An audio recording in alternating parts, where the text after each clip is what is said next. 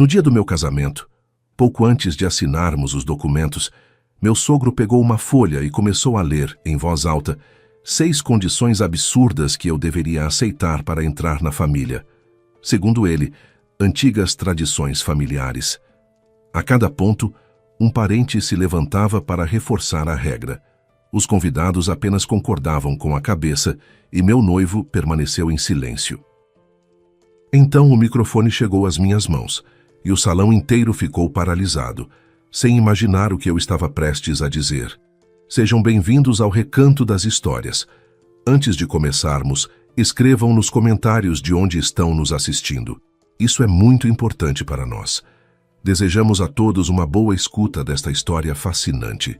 Ana Teixeira tinha 28 anos e sabia com certeza uma única coisa: só podia contar consigo mesma. Não porque a vida a tivesse destruído, mas porque a vida a ensinou cedo. A mãe morreu quando Ana tinha 11 anos. Não após uma longa doença, não em um acidente. Simplesmente numa manhã não acordou mais. Aneurisma, disseram os médicos. O pai ficou no corredor do hospital segurando a mão da filha em silêncio. Naquele ano, ele praticamente não falava. Preparava o café da manhã, levava a filha à escola, conferia os deveres, mas à noite sentava na cozinha e ficava olhando para a parede. Ana não se lembrava de lágrimas. Ela nunca viu o pai chorar nem uma vez. O que ficou gravado em sua memória foi aquele silêncio, denso e pesado, como a névoa de inverno atrás da janela. Victor Teixeira era daqueles homens que digerem a dor em silêncio e então se levantam e agem. 6 meses após a morte da esposa, vendeu o velho apartamento de 2 quartos, fez um empréstimo e abriu seu primeiro restaurante, pequeno, com 12 mesas, num porão perto do mercado municipal. Cozinhava ele mesmo, porque não havia dinheiro para contratar um cozinheiro. Ana vinha depois da escola para fazer as tarefas. Sentava na mesa do canto e, quando terminava, ajudava a limpar os copos e dobrar os guardanapos. Quando ela completou 16 anos, o pequeno restaurante havia crescido. Quando fez 20, o pai já tinha 3 estabelecimentos, não um império, mas um negócio sólido e honesto, construído em turnos de 16 horas e teimosia. O pai nunca a mimou com dinheiro. Quando Ana entrou para a faculdade de Direito, ele disse: "Estude, isso é a única coisa que ninguém pode te tirar. Apartamento e carro você vai ganhar sozinha. Tem mãos, tem cabeça." Ela ficou magoada na época. As amigas recebiam dos pais apartamentos, carros, mesadas e dinheiro para a manicure. Mas discutir com o pai era inútil.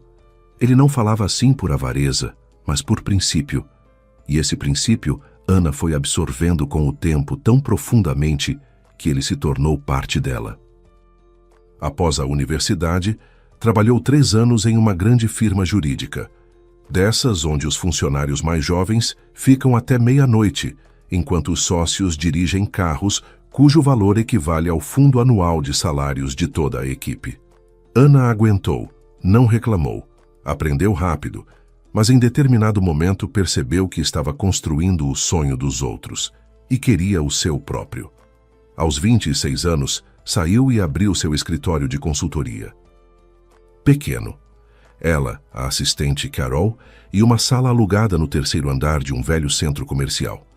Mas na porta estava o seu sobrenome, e cada real ganho ia para o seu próprio bolso. O apartamento ela comprou aos 27, um de 1 quarto, em uma casa antiga no centro, com pé direito alto e assoalho rangendo. O dinheiro que sobrou para a reforma deu apenas para a cozinha e o banheiro. Então, por mais 6 meses, o quarto ficou com paredes nuas e um colchão no chão.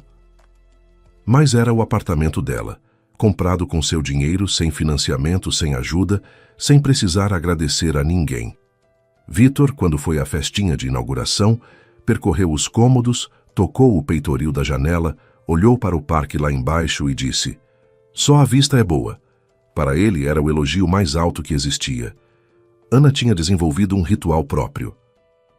Toda manhã preparava café na velha cafeteira de cobre, a única coisa que ficara da mãe, e o bebia de pé, perto da janela, sem pressa, sem ficar olhando para o celular, apenas contemplando as copas das árvores do parque e os passantes lá embaixo. Esses 10 minutos eram sua âncora, uma pequena ilha de silêncio antes do dia de trabalho, que sempre era denso, barulhento e exigente. Rafael Saraiva, ela conheceu por acaso, como costumam acontecer os encontros que depois viram a vida de cabeça para baixo. A amiga Marina, conhecidas desde a faculdade, comemorava seu 30º aniversário em um loft alugado com paredes de tijolo e guirlandas de lâmpadas. Havia muita gente, a música estava alta, e Ana já estava se preparando para ir embora quando esbarrou no balcão com um homem alto que carregava 2 taças de vinho e quase a encharcou inteira. "Me desculpe", disse ele, e logo sorriu, como se nada de grave tivesse acontecido. Embora, sendo honesto, esse era meu jeito de me apresentar. Não é muito elegante, mas funciona. Ana bufou. A frase era completamente batida, mas a voz dele era daquelas que dão vontade de continuar ouvindo. Grave, tranquila, com uma confiança preguiçosa de quem está acostumado a ser escutado. Rafael Saraiva, 32 anos, chefe de setor em uma construtora. "Negócio de família", acrescentou com um orgulho que nem tentou disfarçar. "Meu pai fundou, eu peguei as rédeas. Quer dizer, por enquanto só o setor, mas em breve será mais." Era daqueles homens que sabem preencher o espaço ao redor. Ombros largos, coluna ereta, o hábito de abrir portas e segurar casacos. Um cavalheiro antiquado, ou uma boa cópia disso. No primeiro encontro, ele não a levou a um restaurante, mas para um passeio pela orla à noite. Não chegou com um buquê, mas com uma cesta de palha onde havia flores do campo, margaridas, flores silvestres, umas pequenas e lilazes cujo nome Ana não sabia. "Não gosto de rosas", disse ele, estendendo a cesta. "São previsíveis demais. Assim como não gosto de mulheres previsíveis." Ana pegou a cesta, cheirou as flores e pensou: a frase é ensaiada e provavelmente não é a primeira cesta. Mas havia algo ali genuinamente caloroso. Ele estava se esforçando, e o esforço era visível. Os primeiros 4 meses foram daqueles que depois a gente se lembra com uma ternura dolorida, porque sabe como terminaram, mas naquela época não sabia. Rafael ligava todo dia às 9 da noite, pontualmente, como se fosse uma programação. Não apenas como vai. Conversava meia hora, contava sobre o dia, perguntava sobre o dela. Nos fins de semana, levava para a serra, ficavam em pequenas pousadas, assavam carne na churrasqueira, caminhavam por trilhas entre os pinheiros. Uma vez organizou um jantar no terraço de um restaurante, mesa para 2, velas vista para a cidade iluminada. Ana, sentada em frente a ele, pensava: é isso que estava me faltando. Ele dizia as coisas certas, tão certas que às vezes parecia que as havia decorado de um livro. "Quero que você se sinta protegida. Comigo, você não vai precisar se preocupar com nada, vai estar como atrás de uma muralha de pedra." Ana ouvia e percebia em si mesma um sentimento contraditório. Por um lado, o calor e o aconchego dessas palavras. Por outro, uma pontada leve, como se algo não se encaixasse. Ela estava acostumada a não se proteger atrás de uma muralha, mas a ser ela própria essa muralha para si mesma. Mas a vontade de confiar em alguém era mais forte do que a cautela. Um detalhe aprendeu logo naqueles primeiros meses, embora ela não tivesse dado importância na época. Rafael quase nunca perguntava sobre o trabalho dela. Não como foi seu dia no escritório, não como está sua consultoria, não me conta sobre o caso. Podia falar meia hora sobre a obra, sobre contratos, sobre a decisão do pai de expandir a empresa. E quando Ana começava a contar sobre o seu, ele ouvia com educação, acenava com a cabeça, mas os olhos ficavam em algum lugar distante.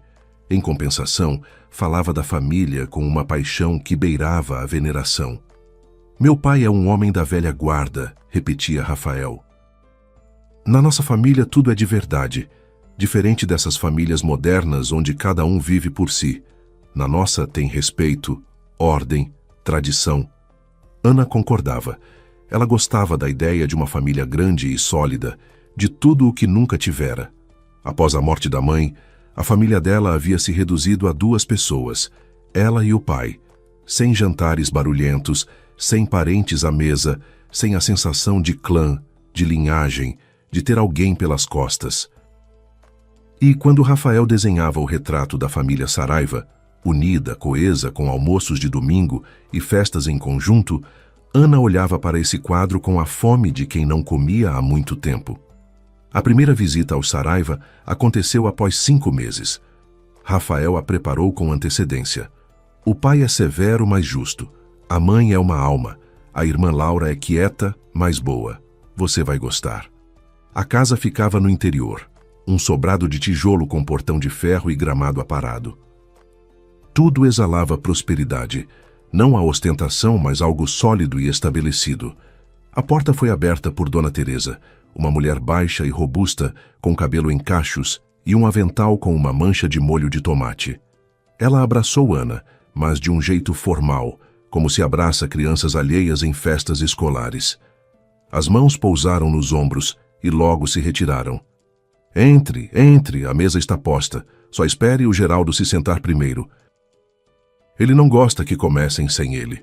Geraldo Saraiva estava sentado à cabeceira da longa mesa, corpulento, grisalho, com um queixo pesado e o olhar de quem está acostumado a ver as pessoas se levantarem quando ele chega. Ele não se levantou para receber Ana, apenas acenou com a cabeça e indicou uma cadeira. Senta, filha, me conta de você. Prazer, e direto ao assunto, como num processo seletivo. As perguntas vinham uma atrás da outra. Onde trabalha? Quanto ganha? Tem propriedade? Onde se vê daqui a 5 anos? Quantos filhos quer? Ana respondia com calma, sem provocação, mas também sem bajular. Quando mencionou seu escritório, Geraldo resmungou e se recostou na cadeira. Isso é até certo ponto. Quando vierem os filhos, você vai largar de qualquer jeito. Todo mundo larga. Da cozinha veio imediatamente a voz concordante de Dona Teresa. Com certeza, com certeza. Assim é o certo. Os filhos são o que importa. Laura estava sentada na ponta oposta da mesa, magra, pálida, com olheiras profundas que nem o corretivo disfarçava. Durante todo o jantar, ela pronunciou no máximo 10 palavras. Passa o pão, obrigada. Não vou querer. O marido dela, Ana soube depois que se chamava Marcos, sentava ao lado e também ficava calado, mas era um silêncio diferente, não sufocado, apenas indiferente. Na volta para casa, Ana perguntou a Rafael, seu pai é sempre assim, tão direto? Rafael riu e deu um tapinha no joelho dela. Ele é assim mesmo, fala na lata. Escola antiga, mas ele te aprovou. É o que importa. Me disse depois. É uma menina normal, com cabeça. Aquela palavra picou em Ana. Aprovou. Como se ela tivesse passado por uma avaliação e o resultado dependesse não dela, mas de uma decisão alheia. Mas ela ficou quieta e pensou, bem, é outra geração, outros modos. Meu pai nunca chamaria uma mulher adulta de menina normal. Mas as visitas seguintes apenas reforçaram a primeira impressão. No segundo jantar em família, Dona Teresa levou Ana de lado, com a desculpa de mostrar as novas cortinas da sala, e de forma amistosa comentou, você sabe fazer feijão, Aninha? O Rafael está acostumado com o nosso, temperado do jeito certo com couve e toucinho. Te ensino se quiser. Ana assentiu e sorriu, embora por dentro sentisse uma irritação surgir.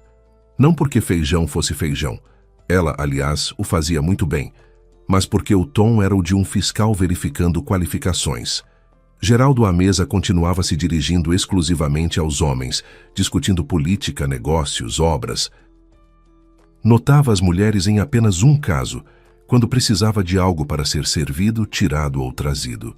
Dona Teresa se levantava ao primeiro olhar, Laura se levantava um pouco mais devagar e Ana toda vez sentia sobre si o olhar expectante da sogra. Você também, vá lá. Um momento ficou gravado na memória com uma nitidez particular. No terceiro jantar, enquanto Ana ajudava Laura a lavar a louça na cozinha, os homens tomavam café na sala, sem oferecer ajuda, claro. Laura se virou de repente e disse baixinho, quase em sussurro, Você é forte. Isso é bom. Guarda isso para você. E logo se virou para a pia, como se nada tivesse acontecido. Ana na hora não entendeu. Achou que era um elogio estranho, torpe, mas elogio. Obrigada, respondeu. Laura não disse nada. Apenas abriu mais a torneira e o barulho da água sufocou o silêncio entre elas. Já em casa, deitada e olhando para o teto, Ana ficou rolando aquela frase. Guarda isso para você. Não perca isso. Não segure. Mas guarda. Como se Laura soubesse algo que Ana ainda não sabia. Como se estivesse avisando. Aqui a sua força não vai ser valorizada, vão tentar apagá-la. Mas naquela hora, Ana afastou esse pensamento, virou de lado, abraçou o travesseiro e pensou: toda família tem suas esquisitices. O que importa é o Rafael. O Rafael me ama. Isso é suficiente. Ou assim lhe parecia. O pedido de casamento Rafael fez no final do outono, quando a orla cheirava a folhas molhadas e milho assado de um carrinho na esquina. 9 meses de namoro, suficientes para se acostumar com alguém, insuficientes para conhecê-lo de verdade. Mas Ana não estava pensando nisso naquele momento. Eles caminhavam à beira do rio. O sol se punha atrás da ponte, tingindo a água de laranja. E Rafael, de repente, parou. Pegou as mãos dela e disse: espera, preciso fazer uma coisa antes que a emoção me faça desistir. Enfiou a mão no bolso do paletó, tirou uma caixinha de veludo azul escuro e se ajoelhou. O anel era bonito, fino, dourado, com uma pedra pequena que captou o último raio do pôr do sol e brilhou como se piscasse. Escolhi sozinho, disse Rafael, e pela primeira vez a voz dele tremeu. Fui a 3 joalherias. Queria que fosse como você, bonito e sem exageros. Ana ficou parada sentindo o vento agitar a barra do vestido, um ciclista passando ao lado, uma música surgindo da janela aberta de um café. O mundo continuava e ela estava no centro dele e precisava responder. Ela disse: sim, não porque tivesse certeza absoluta, 100% de certeza não existe para ninguém. E Ana sabia disso. Ela disse sim porque queria acreditar. Acreditar que o amor era razão suficiente, que ela, uma mulher adulta, racional e independente, seria capaz de estabelecer seus limites. Que as tradições dos Saraiva eram apenas cenário, decoração, e que atrás das portas fechadas a vida deles dois seria só deles. Ela disse sim também porque lá no fundo, naquele lugar que não obedece à lógica nem à formação jurídica, ela desejava desesperadamente o que nunca tivera. Uma família grande, uma mesa barulhenta nos dias de festa, uma sogra que ligasse nos domingos. A sensação de que atrás dela não havia vazio, mas pessoas. Rafael se levantou, colocou o anel no dedo dela, a abraçou e eles ficaram assim parados até os lampiões da orla se acenderem. O sol laranja sumiu no horizonte e a água ficou preta. Ana encostou a bochecha no peito dele, escutou os batimentos do coração e pensou: agora vai dar tudo certo. A preparação do casamento começou uma semana depois e imediatamente se transformou em uma corrida de obstáculos, onde o obstáculo era a família Saraiva. A primeira questão foi o local da festa. Ana encontrou um lugar encantador no centro, um restaurante novo com janelas panorâmicas e cozinha aberta, onde o chefe cozinhava na frente dos convidados. Ela gostou de tudo: o cardápio, a iluminação, a forma como as sombras das janelas altas caíam pelo salão. Enviou as fotos e o link para Rafael. Ele respondeu com um emoji e a palavra lindo, mas no dia seguinte ligou com outra voz, não aquela suave e noturna, mas tensa como se falasse com a mandíbula travada. Ana, é o seguinte, a mãe ficou chateada com o restaurante. Na nossa família todas as festas acontecem no terraço imperial, lá na avenida. O casamento da Laura foi lá, o aniversário do pai também. A mãe diz que é tradição, você não pode ceder? Isso é muito importante para ela. Ana ficou em silêncio por uns 5 segundos, depois perguntou: e para você? Qual lugar você prefere? Pausa. Para mim? Bom, para mim tanto faz, honestamente. mas a mãe vai ficar feliz. E o pai também é a favor do terraço imperial. Lá tudo é conhecido, testado. Ana cedeu e pensou: bom, restaurante é restaurante. Não é questão de princípio. O que importa é com quem você está, não quais cortinas estão nas janelas. Ligou para o restaurante novo, se desculpou, cancelou a reserva prévia. A gerente suspirou ao telefone. Acontece. E desligou. Ana ficou 1 minuto com o telefone na mão, depois se sacudiu e abriu o site do Terraço Imperial. 2 semanas depois, as flores. Ana queria gérberas e eucalipto, delicados, em tons pastéis. Mostrou para a florista, que fez um esboço. Ana aprovou. Mas então Dona Teresa ligou diretamente para Rafael, não para Ana, e disse que gérberas não tinham nada a ver com casamento, que num casamento de verdade deveria haver rosas brancas clássicas como manda o figurino. Rafael repassou. Ana cerrou os dentes e concordou. Rosas. Tudo bem, rosas. Depois veio a disposição dos convidados. Ana fez um plano, distribuiu as mesas, levou em conta quem conhecia quem era melhor não sentar junto. Enviou para Dona Teresa para aprovação, não porque achasse necessário, mas porque Rafael pediu. A sogra refez tudo.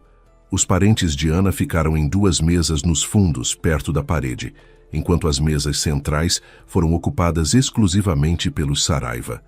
Patrícia, prima de Ana, ao ver o plano, assobiou. A gente foi mandado para o exílio. Somos aqui como figurantes convidados. Ana ficou quieta e deixou como estava. E então veio o vestido. E aqui, Ana deveria ter parado, mas não parou. O vestido ela escolheu com Patrícia. Foram a 3 ateliês, experimentaram, fotografaram, riram. Encontraram o perfeito. Cor de creme, com ombros descobertos e uma renda fina no corpete que capturava a luz e a espalhava em pequenas faíscas. Ana ficou parada diante do espelho no provador, e Patrícia, atrás dela, disse: é esse, você está uma rainha. Ana olhava para o próprio reflexo e, pela primeira vez em muito tempo, via ali não uma advogada, não uma filha, não uma mulher de negócios. Via simplesmente uma mulher que estava prestes a se casar e queria estar bonita. A fotografia ela enviou para Rafael. Ele escreveu: incrível, você é a mais linda. Mas 3 horas depois, ele ligou de novo. A voz, aquela mesma, travada. Ana. A mãe diz que ombros descobertos num casamento é inconveniente, que os convidados mais velhos não vão entender, que a Laura usou fechado e que você também deveria. Rafael, ela o interrompeu. Esse é o meu vestido, meu casamento, meu corpo. Eu sei, mas talvez um bolero, uma capa, só para a mãe não ficar. Para a mãe não ficar chateada. E eu fico chateada à vontade? Pausa. Depois, baixinho, quase com culpa. É que não quero confusão antes do casamento. Ana fechou os olhos, ficou assim por uns 10 segundos, depois disse: tudo bem, vou achar outro vestido. E desligou antes que ele pudesse responder. Voltou ao ateliê sozinha, sem Patrícia, porque não queria ter que explicar. Escolheu outro vestido, ombros cobertos, sóbrio, bonito, mas diferente. Ficou de pé diante do espelho, olhando para a mulher que já não parecia uma rainha. Parecia adequada, aprovada. A vendedora perguntou: tem certeza? O primeiro ficava melhor em você. Ana assentiu. Sim, tenho certeza. Pagou e saiu. Cada concessão, isoladamente, era pequena. O restaurante, restaurante. As flores, flores. A distribuição, bobagem. O vestido, tem outros vestidos. Mas somadas não formavam uma cadeia de compromissos, mas um treinamento de submissão. Toda vez Ana abria mão de um pedaço, pequeno, insignificante na aparência, e toda vez lhe diziam: viu? Não é difícil. Só ceda, só não crie problema. E toda vez o intermediário era Rafael, que não dizia eu quero, mas a mãe quer, o pai acha, é o costume. Como se não tivesse opinião própria. Ou tivesse, mas estava tão acostumado a escondê-la que já nem se lembrava onde a guardara. Uma semana antes do casamento, numa quarta-feira à noite, Ana estava em casa organizando documentos para o dia de trabalho seguinte. Rafael apareceu sem ligar, o que era raro. Ele geralmente avisava. Entrou, tirou os sapatos, colocou sobre a mesa da cozinha um pacote de compras que ela não precisava.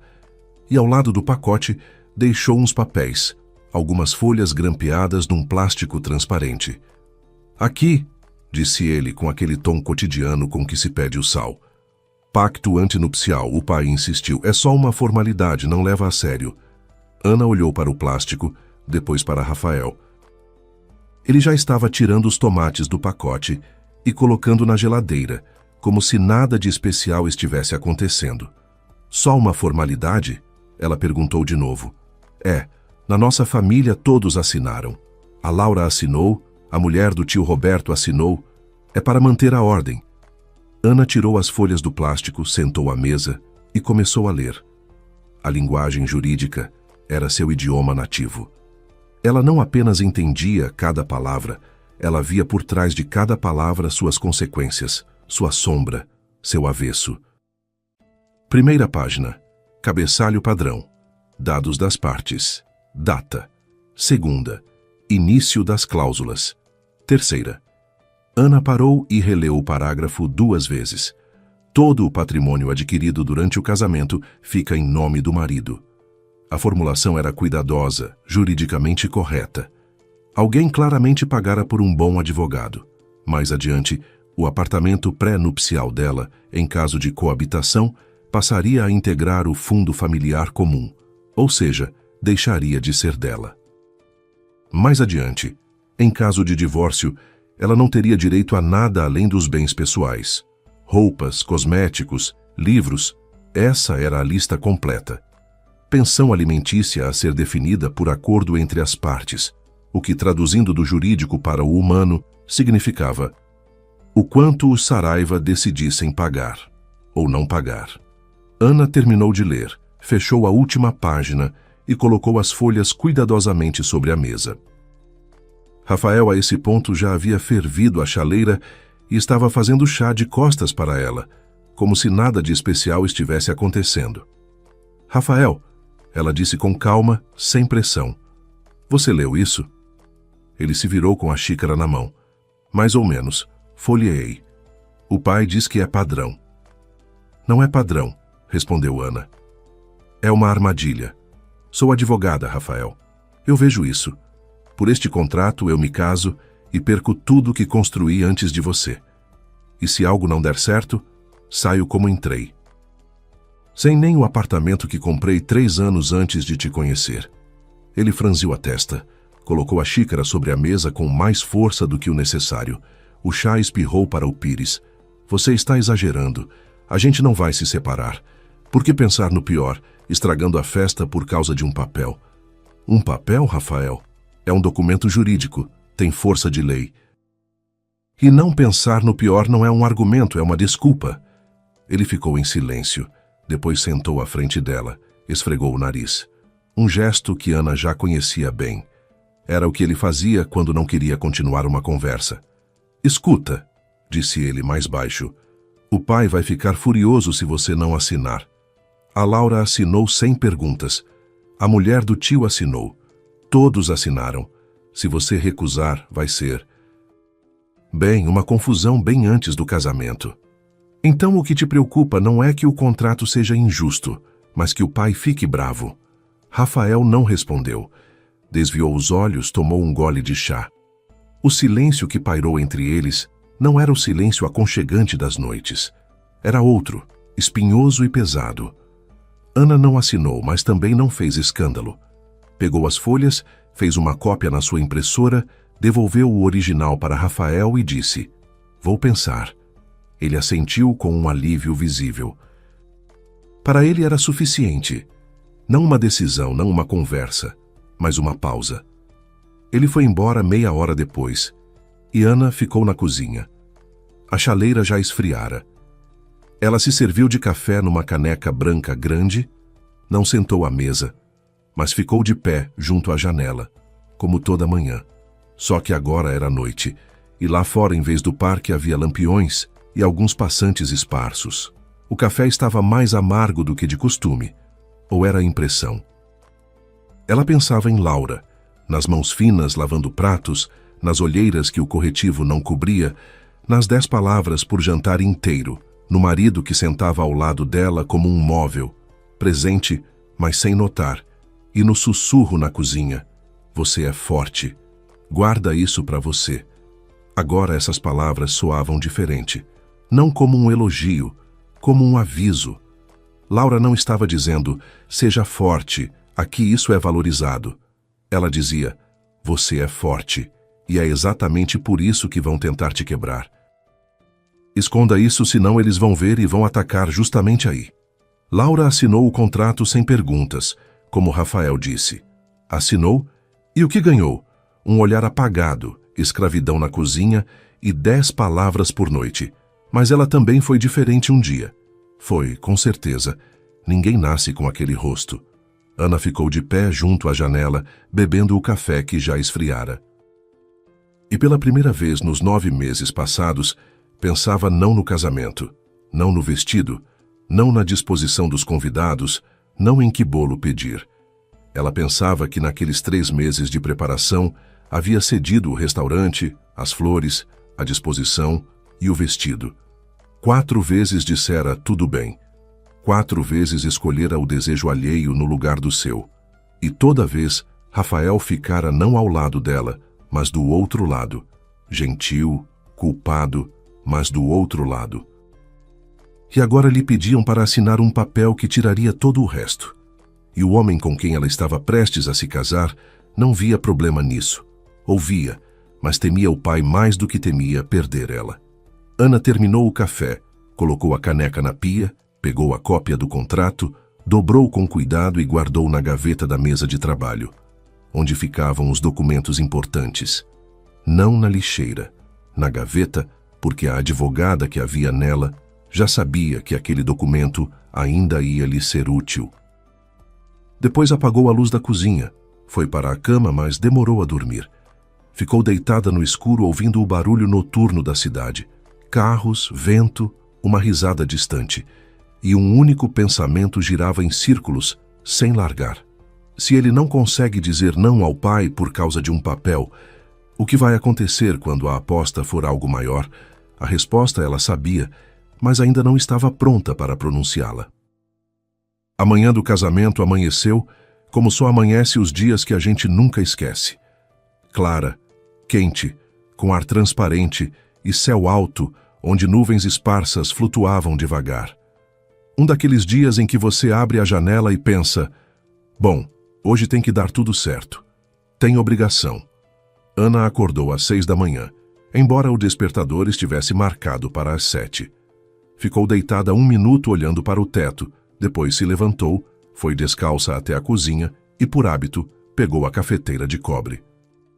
Com a alça de madeira escurecida pelo tempo, a da mãe. Colocou o café, encheu com água, pôs no fogo. Enquanto a cafeteira aquecia, ela ficou de pé junto à janela, olhando para o parque. As árvores já começavam a amarelar, e a luz da manhã pousava nas copas com tanta suavidade que dava vontade de tocar. Lá embaixo, o gari varria a calçada com aquela cadência pausada e metódica de quem faz um trabalho habitual, sem pressa para chegar a lugar nenhum. O café subiu formando espuma. Ana tirou da chama, serviu na caneca e tomou o primeiro gole. Quente, amargo, com aquela nota de cobre que só aquela cafeteira produzia.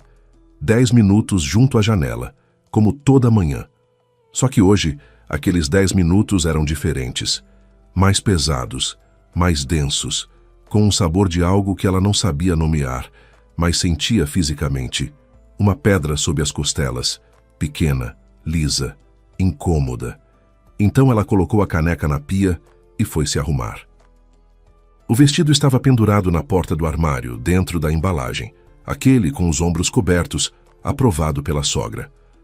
Ana abriu o zíper da embalagem, olhou para o tecido e por um segundo imaginou o outro, cor de creme, com renda, com os ombros descobertos, no qual ela ficara parada diante do espelho e fora uma rainha. Depois sacudiu a cabeça, tirou o vestido, e começou a se vestir. O cabelo ela mesma penteou, com habilidade aprendida nos tempos de faculdade, quando não havia dinheiro para o salão.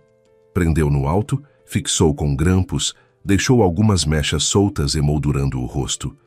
Maquiagem discreta e cuidadosa. Batom um pouco mais escuro do que o habitual.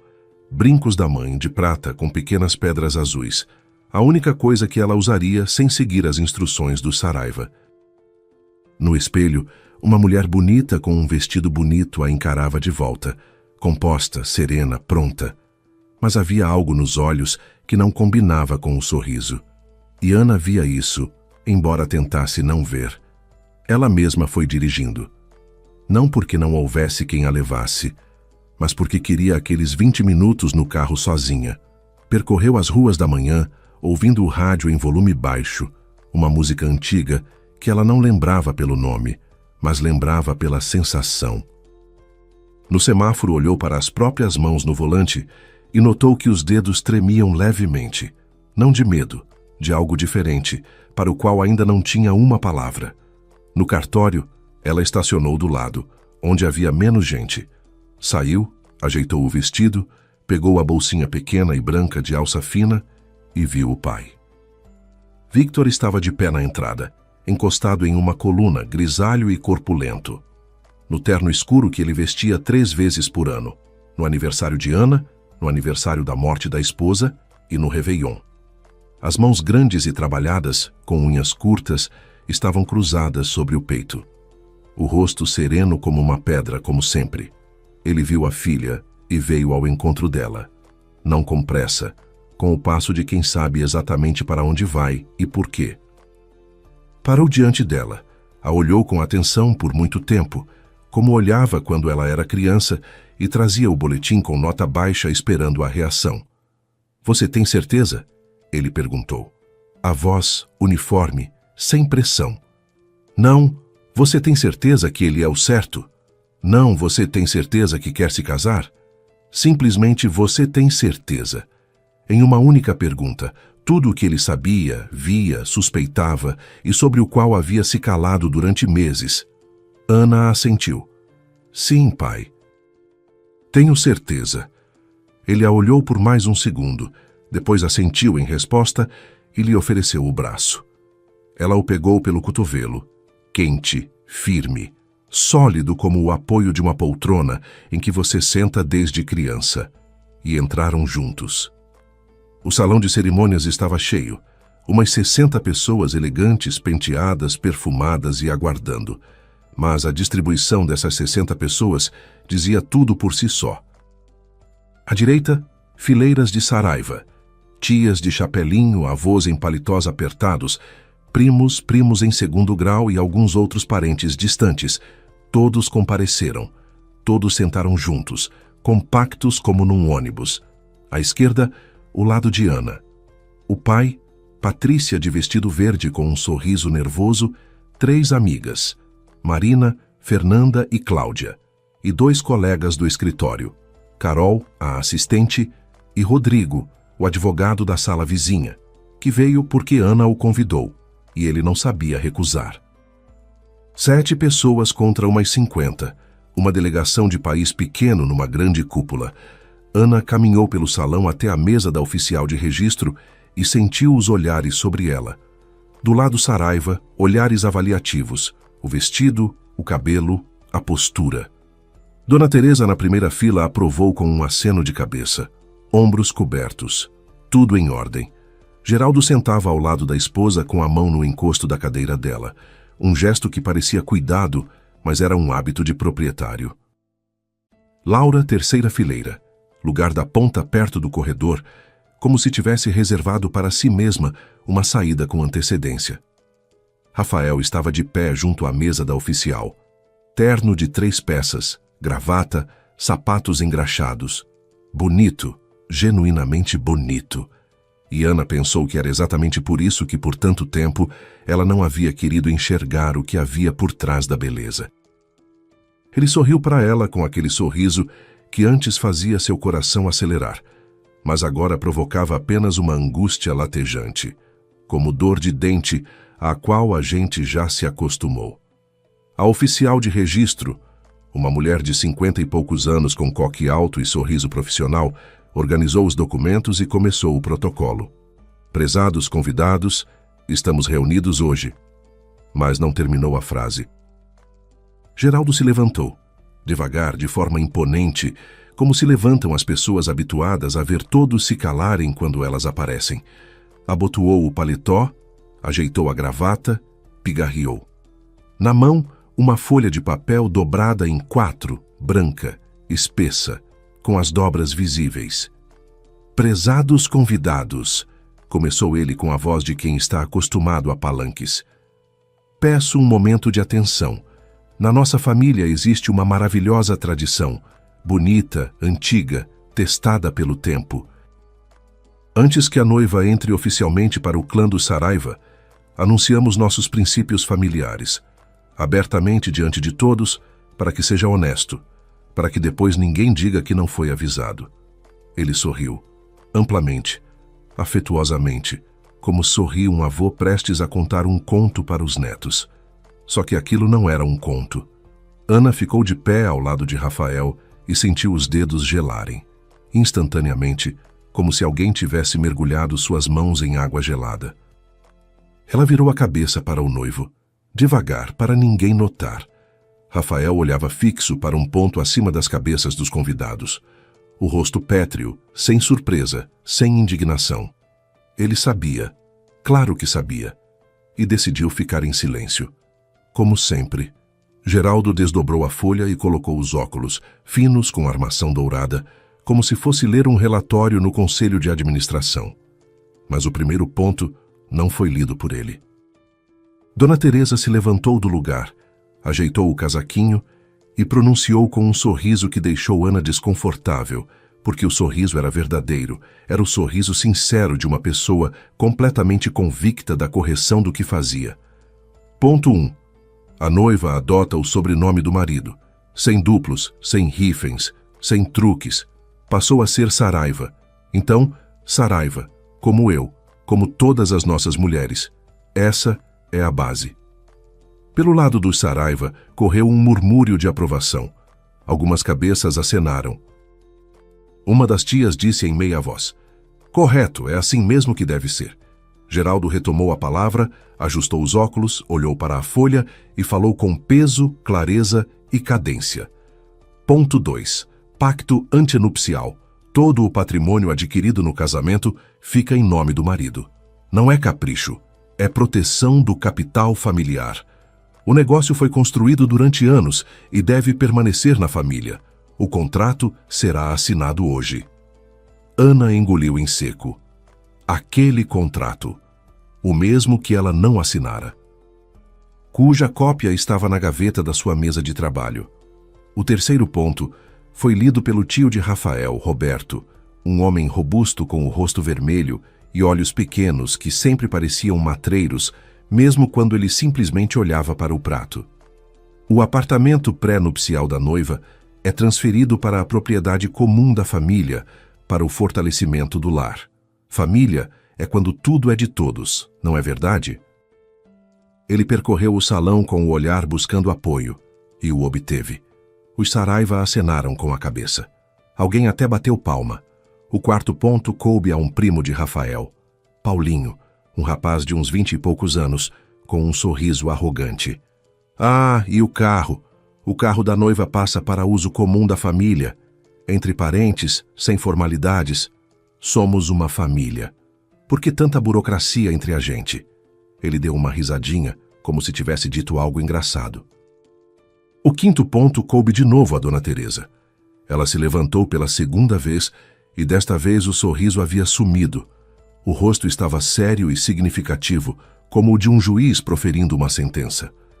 Após o nascimento do primeiro filho, a noiva deixa o trabalho e se dedica inteiramente à família. Criação dos filhos, casa, lar. Nenhum eu consigo conciliar, nenhum preciso da minha carreira. Os filhos são sagrados e a mãe deve ser mãe, não executiva. Isso não está em discussão. A cada ponto, o salão foi ficando mais silencioso. Não do lado do Saraiva. Aqueles ouviam com aprovação habitual, acenavam, trocavam olhares, alguns até sussurravam entre si, com o ar de quem assiste a um ritual conhecido e agradável. Mais silencioso ficava do outro lado. Patrícia, sentada na primeira fileira do lado de Ana, foi fechando as mãos lentamente em punhos. Marina levou a palma à boca. Victor ficou imóvel, apenas a mandíbula visivelmente contraída. Os músculos rolavam sob a pele, como se ele estivesse apertando tanto os dentes que eles podiam rachar. O sexto e último ponto, Geraldo guardou para si. Tirou os óculos, dobrou a folha, olhou para Ana, diretamente nos olhos, com aquela expressão que ele, provavelmente, acreditava ser sabedoria paterna. Ana via nela apenas o poder, tranquilo, habitual, absoluto. A noiva não contraria os mais velhos e não toma decisões importantes sem consultar a família. Isso não é limitação, é respeito. Respeito por quem construiu tudo isso antes de você e por quem vai construir depois. Família não é democracia, família é ordem.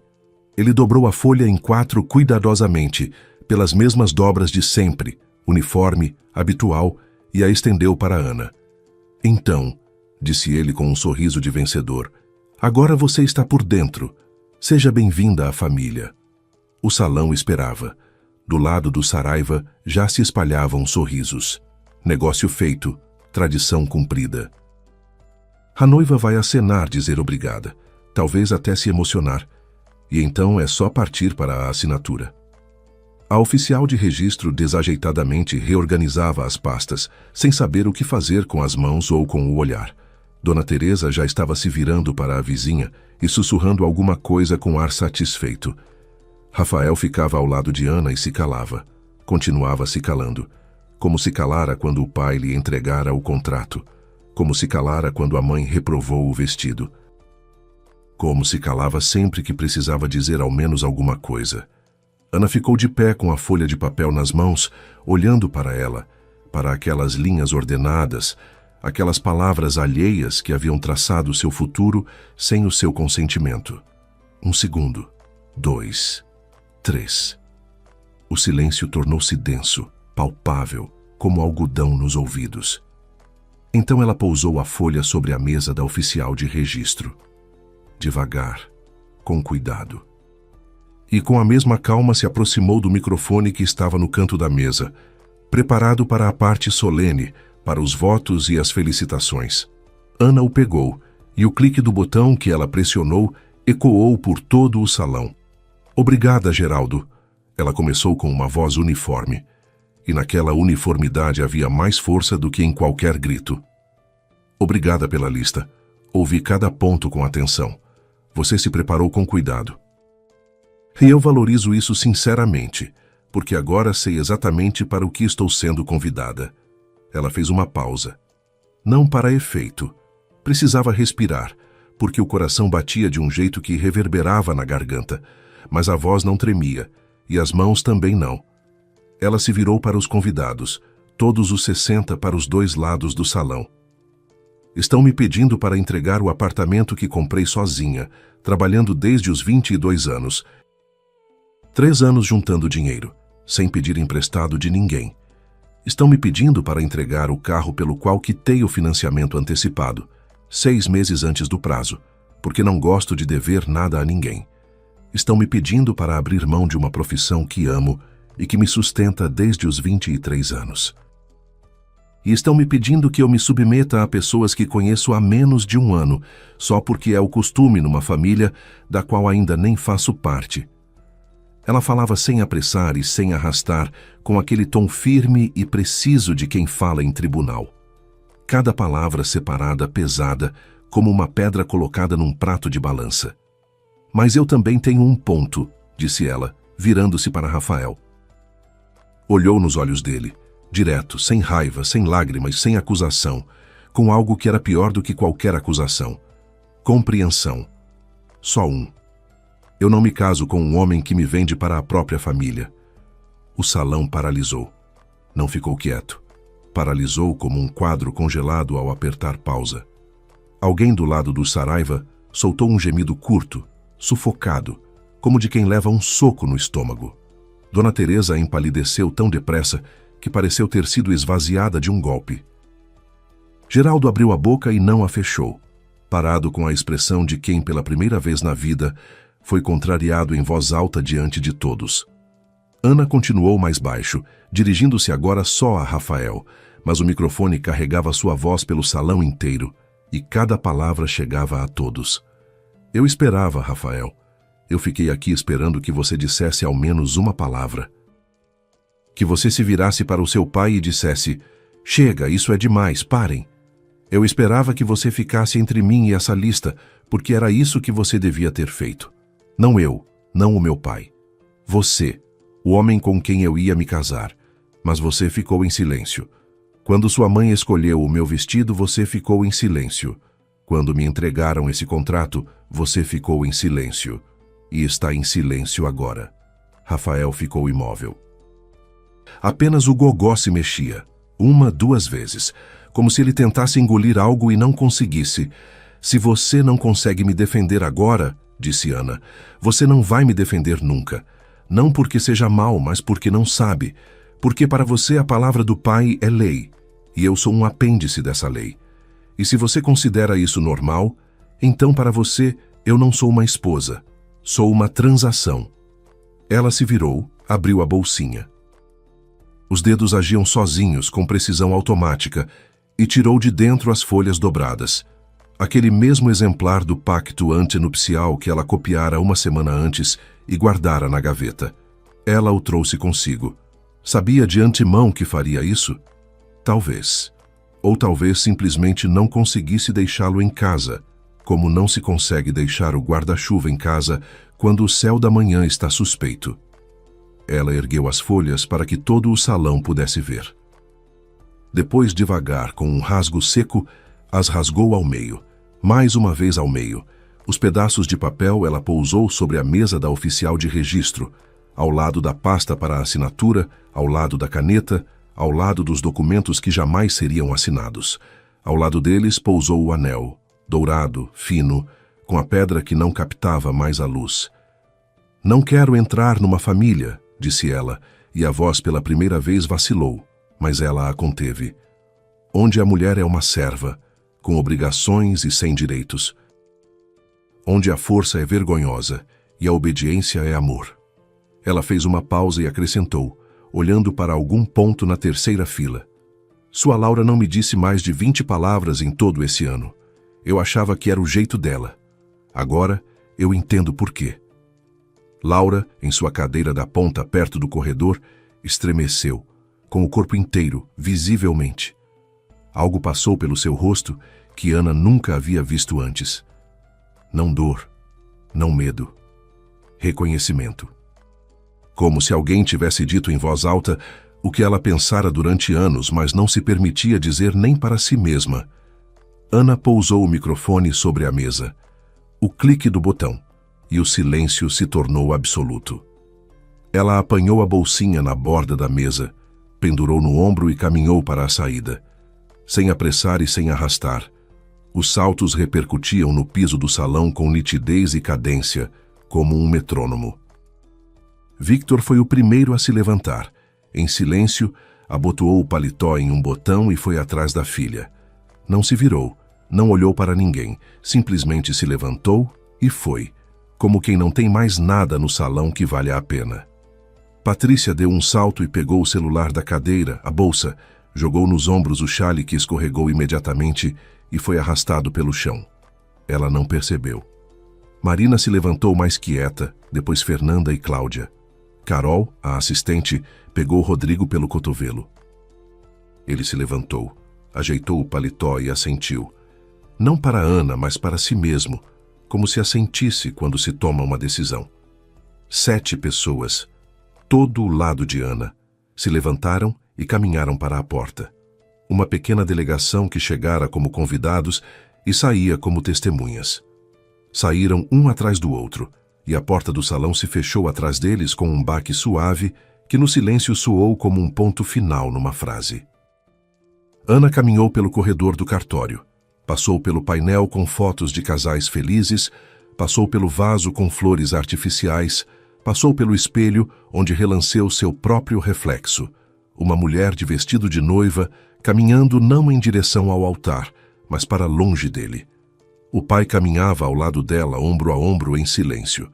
Não porque não houvesse o que dizer, porque sabia que naquele momento o silêncio valia mais do que qualquer palavra. Na escada, Ana parou. O sol batia forte nos olhos, quente como no verão.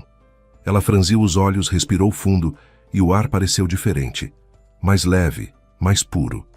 Como se durante aqueles 10 minutos no salão ela tivesse respirado por um travesseiro, e agora o travesseiro finalmente havia sido tirado. Patrícia correu até ela por trás e abraçou. Você é louca. Você é uma heroína. Te adoro. Ana não respondeu. Ficou simplesmente parada na escada, semicerrando os olhos contra o sol, segurando a mão do pai. Como na infância, como aos 11 anos no corredor do hospital, só que agora era ao contrário. Agora era ela que segurava a mão dele, não por medo, mas porque queria que ele soubesse. Ela estava de pé, estava firme, estava bem. O silêncio no salão durou uns 15 segundos. Depois tudo desmoronou. Dona Teresa se agarrou ao peito e começou a se abanar com o programa que alguém havia enfiado em suas mãos.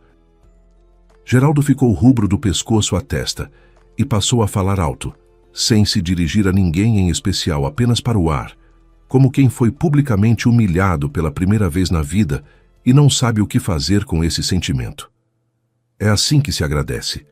Abrimos nossa família para ela, mostramos as tradições e ela fez um circo. É histérica. Algumas das tias concordaram, outras cochicharam, e algumas, as mais sensatas, ficaram olhando para o lado em silêncio, porque no fundo entendiam que o circo não fora feito por Ana. Rafael continuou no mesmo lugar onde ficara durante tudo aquilo, junto à mesa da oficial de registro, ao lado dos pedaços do contrato e do anel, como pregado ao chão. Os braços ao longo do corpo, os olhos no chão. Um velho amigo da família, tio Newton, que conhecia Rafael desde bebê, se aproximou e perguntou em voz baixa: "Você ficou em silêncio mesmo? O tempo todo?" Rafael não respondeu. Apenas a maçã do pescoço se moveu e o tio Newton balançou a cabeça e se afastou. A oficial de registro, quietinha, recolheu os documentos na pasta, a fechou e foi para a sala dos fundos. Não havia ninguém a quem casar. Meia hora depois, entre o choro de Dona Teresa, o berro de Geraldo, os convidados desorientados amontoados no corredor sem saber se iam para os carros ou esperavam, alguém se lembrou do banquete. O restaurante estava pago, as mesas estavam postas, os músicos estavam ajustando os instrumentos.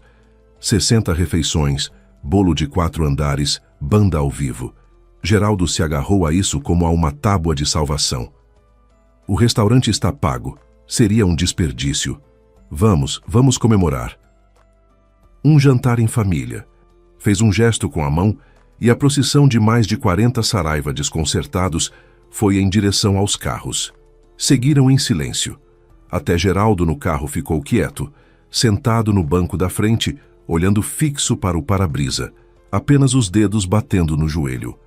Na entrada do terraço imperial eles foram recebidos pelo gerente, um rapaz jovem num colete preto com um sorriso apologético que claramente o custava.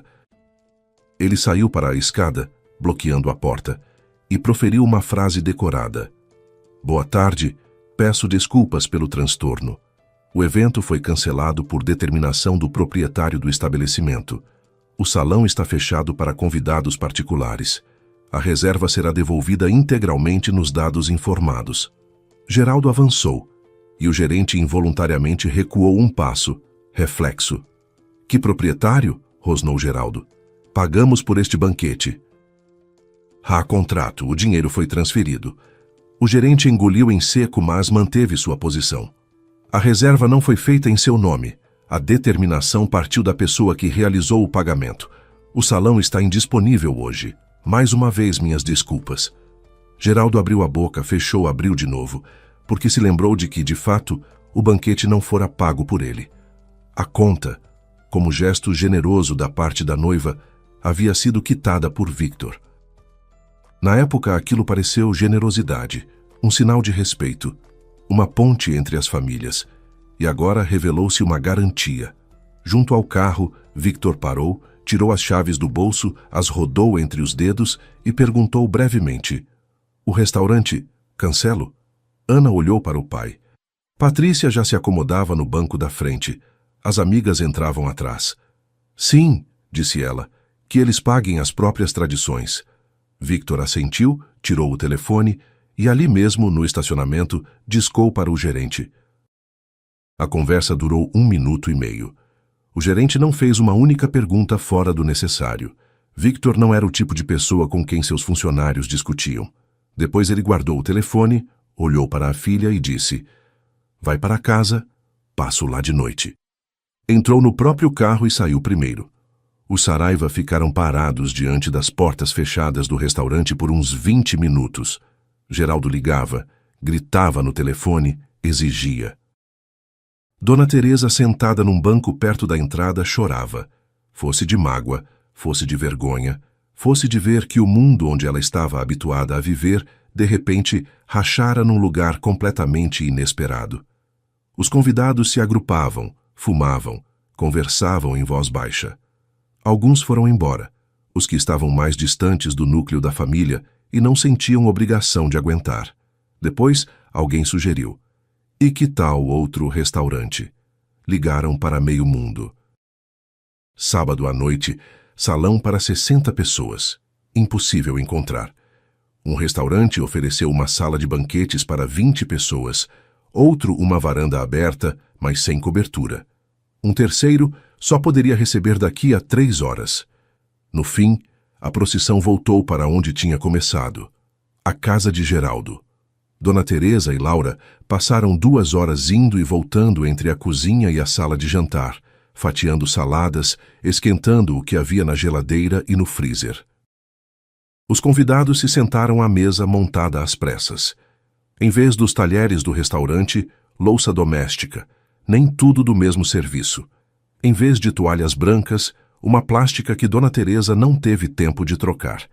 Em vez de música ao vivo, a televisão na parede que alguém ligara e esquecera de desligar. O bolo de 4 andares estava no restaurante que eles nunca abriram. Em seu lugar, Dona Teresa tirou do freezer um pavê de supermercado. Ninguém fez brindes, ninguém levantou taças. Comeram em silêncio, depressa, tentando não se encarar. Geraldo sentava na cabeceira, em seu lugar de sempre, mas pela primeira vez em anos, parecia não um general, mas um homem que perdeu uma batalha e ainda não entendera como isso havia acontecido. Rafael ligou para Ana no dia seguinte. Ela viu o nome dele na tela, segurou o telefone nas mãos um instante e o pôs de volta na mesinha de cabeceira com a tela para baixo. Ele ligou de novo 1 hora depois mais 2 horas, depois escreveu: "Podemos conversar. Eu não sabia que eles iam fazer isso, por favor." Ana respondeu à noite com uma única mensagem: "Você sabia do contrato? Você conhecia sua família. Você sabia e ficou em silêncio. Essa é a resposta." Colocou o telefone no silencioso e foi fazer café. 1 semana depois, ele apareceu. Sem ligar, sem avisar, simplesmente tocou a campainha. Ana olhou pelo olho mágico e o viu amassado, sem casaco, embora lá fora já estivesse frio, com o rosto de quem não dormia há várias noites. Ela não abriu. Ele ficou atrás da porta e falou baixinho, para os vizinhos não ouvirem, mas alto o suficiente para ela escutar. "Ana, eu vou falar com o pai. Vou mudar tudo. Digo a ele que nada de lista, nada de contrato. Me dá uma chance. Uma só, eu conserto." Ana ficava do outro lado da porta, encostada na parede, ouvindo. Então abriu. Rafael na soleira, abatido, com olheiras, a camisa desabotoada. Ela o olhou e pela primeira vez não sentiu nem raiva, nem mágoa, apenas cansaço e clareza. "Rafael", ela disse com calma, "você não é um homem ruim, eu sei disso, mas você é fraco. E enquanto você não aprender a viver com a própria cabeça, tomar as próprias decisões e dizer não a quem precisa ouvir, você vai fazer infeliz qualquer mulher ao seu lado. Não porque queira, mas porque não sabe fazer diferente. E eu não quero ser a próxima Laura. Ele ficou parado olhando para ela, e em seus olhos surgiu algo que parecia compreensão. Relampejou e sumiu como a luz de faróis na parede. Ana recuou e fechou a porta. Suavemente, sem bater, girou a chave e foi para a cozinha. Um mês depois, ligou Marina com a voz animada e contida, como quem repassa uma informação secreta. Você ouviu? A Laura pediu o divórcio. Em silêncio, por advogado, sem escândalo. O Marcos está em choque. O Geraldo está furioso, ameaça deserdar. E a Laura, imagina, pela primeira vez não cedeu. Fez as malas e foi para a casa de uma amiga. Ana ouvia e pensava. Não se sabe se as palavras ditas no cartório influenciaram Laura. Talvez ela estivesse pensando em ir embora fazia tempo e precisasse apenas de um empurrão. Ou talvez, ao ouvir em voz alta o que sabia em silêncio, ela finalmente se permitiu agir. Ao certo, Ana não sabia, mas queria acreditar que sim, que suas palavras chegaram àquela cadeira da ponta na terceira fila e moveram algo. Victor foi visitar a filha uma semana depois do casamento, que não aconteceu. Ligou com antecedência. Chego às 7, como na sua casa. Trouxe uma panela com arroz carreteiro, aquele que ele fazia nos fins de semana com carne seca e temperos apostos, e uma garrafa de vinho tinto. Sentaram na cozinha, comeram direto da panela com 2 garfos, beberam o vinho em copos comuns, porque Ana nunca comprou taças. Falaram pouco, da chuva, do restaurante, de uma entrega de carne que atrasara 2 dias, coisas corriqueiras, e somente quando Victor já estava calçando os sapatos no corredor, ele se endireitou, olhou para a filha e disse: "Sua mãe estaria orgulhosa de você." Ana ficou parada na porta e o viu descer as escadas, pesado, grisalho, levando a panela consigo. E essas 5 palavras, "Sua mãe estaria orgulhosa de você", foram as mais importantes que ela ouvira durante todo aquele mês. Mais importantes do que os pedidos de desculpas de Rafael, mais importantes do que as notícias sobre Laura, mais importantes do que as palavras de apoio das amigas. Porque o pai nunca dizia nada desnecessário e cada palavra sua valia por 10 das de qualquer outro. Na segunda-feira, Ana acordou às 6 da manhã, como sempre, foi descalça até a cozinha, tirou a cafeteira, colocou o café. Enquanto a água aquecia, ficou de pé junto à janela olhando para o parque. Os ipês já haviam perdido todas as flores. Ficaram nus e silenciosos, mas a luz da manhã pousava sobre eles com suavidade, como pousa sobre tudo que sobreviveu ao outono. O café subiu. Ela tirou a cafeteira do fogo, serviu, tomou um gole, quente, amargo, com nota de cobre. Depois se vestiu, pegou a bolsa e foi para o escritório. Abriu a porta do gabinete, acendeu a luz, pendurou o casaco. Carol já estava na mesa dela e levantou o olhar. "Bom dia. Café?" Ana assentiu. "Bom dia. Pode trazer." Ela se sentou à mesa, abriu a agenda e começou a escrever a lista de tarefas para o dia. Comum de trabalho de segunda-feira. A vida não tinha acabado. Ela simplesmente tomou o rumo que deveria ter tomado desde o começo. Obrigado por ouvir esta história até o final. Este foi o canal Recanto das Histórias. Se a história tocou você de alguma forma, deixe sua opinião nos comentários. Ela é muito importante para nós. E se gostou, inscreva-se no canal para não perder as próximas histórias.